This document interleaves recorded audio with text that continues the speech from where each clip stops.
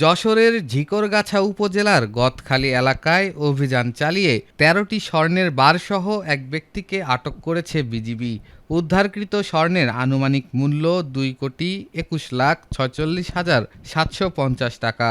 শুক্রবার ভোর সাড়ে ৪টার দিকে বিজিবির বেনাপোল বিওপি একটি টহল দল যশোর বেনাপোল মহাসড়কের গদখালি বাজার এলাকায় অভিযান চালিয়ে সাহেব উদ্দিন সরদার নামে এক ব্যক্তিকে আটক করে। বিজিবি জানায়, আটক ব্যক্তির কোমরে বিশেষ কৌশলে লুকিয়ে রাখা অবস্থায় ১ কেজি ১৫৮ গ্রাম ওজনের ১৩টি স্বর্ণের বার উদ্ধার করা হয়।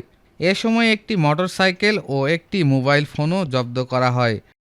প্রাথমিক জিজ্ঞাসাবাদে শাহাবুদ্দিন জানান, তিনি ঢাকার সায়েদাবাদ এলাকা থেকে স্বর্ণের বারগুলো সংগ্রহ করে ভারতে পাচারের উদ্দেশ্যে পুটখালি সীমান্তের দিকে যাচ্ছিলেন।